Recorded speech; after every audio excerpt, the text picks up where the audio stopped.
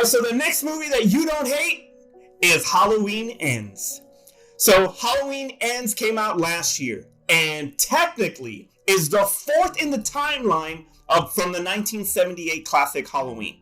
Now, this movie has been unfairly criticized, and even though there's some valid points, there are some points that are just like unfair. And we're going to break these down. I'm going to try to anyway, because it's going to be really hard. I actually had to go to social media to kind of get some feedback on what everybody else thought about it. So let's go with the plot of Halloween Ends. We're going to break it down by plot, acting, directing, makeup effects, kills, all that good stuff. And the plot of this movie is basically 4 years after the events of Halloween Kills happens. And you got Michael has not been seen. He's basically living in a freaking sewer. And this new character, Corey Cunningham, is kind of like looked as a pariah of Haddonfield based off of an incident that happened on a babysitting duty that he was involved in. It was tragic. It was a fatality. And he's just lived his life pretty much as just, people that don't even want to freaking know the guy. But anyway, so he is found he actually stumbles on to Michael Myers, and it goes from there. I can't say that I like the plot at all. I really can't. Me personally, I do not like the plot of Halloween Ends.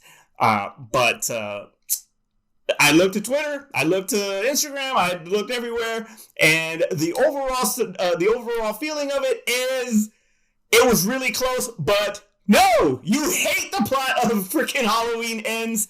I don't freaking blame you. I don't like it either. It gets a freaking straight up dud for me on that. All right, next one, the acting. All right, this is Jamie Lee Curtis's final appearance as Laurie Strode, and I honestly believe that it's actually one of her best performances. I kind of dug what she did as far as the PTSD and trauma that she had to deal with the 2018 version.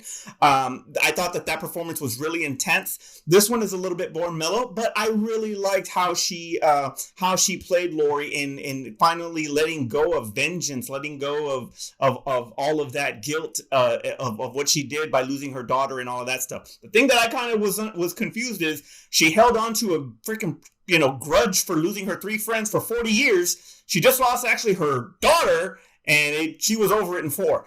That one I did not understand, but overall the acting was actually pretty good on it. The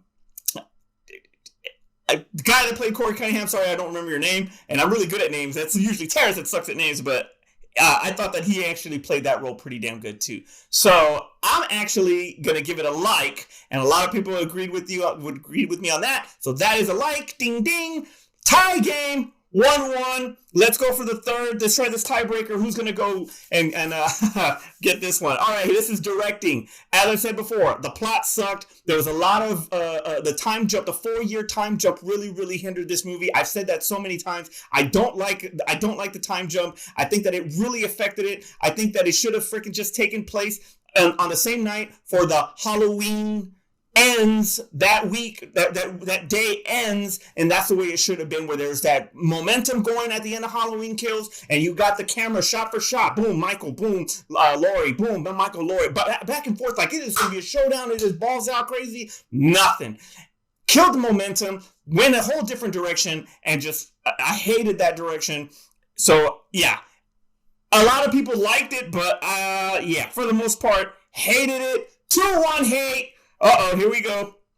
Let's talk about the kills. Corey's rampage is absolutely fantastic. The DJ kill is phenomenal. The freaking junkyard scene is awesome. It's like freaking Christine, but instead of Christine going looking place to place all over the place, she does it, or he does it in one spot, gets all the bullies. It's freaking over. I loved it. The blowtorch scene was brutal. And as I just said right now, yeah, this movie's a lot like Christine. But yeah, the kills were brutal. I freaking thought Corey's rampage was phenomenal. I really wish they would have shown the entirety of the mom kill, but it is what it is. That's a like for me. And that sounds like a tie game right there. 2-2. And finally, we're going to talk about the makeup, the music. I'll put all that together in one, and I got to give it to him. It is fantastic. The makeup was really great. That the way that the DJ looked at the end of that was freaking disgusting and awesome. I loved it. I thought it was awesome. Just the mask is freaking great, and then the music is also phenomenal. So it's a 3-2 win. You really don't hate Halloween Ends if you look at it as the fourth in the entry as a whole, as opposed to the trilogy, the end of a trilogy. It actually is a redeeming factor. So Halloween Kills ends the trilogy from 78, and then Halloween Ends is actually the fourth. I really wish they would have just kept Corey as the new shape, but overall, it's not perfect, but it is pretty decent. I thought Halloween Ends was a worthy entry. It could have been a hell of a lot better. Michael Myers does not need a Robin. I'll just say that.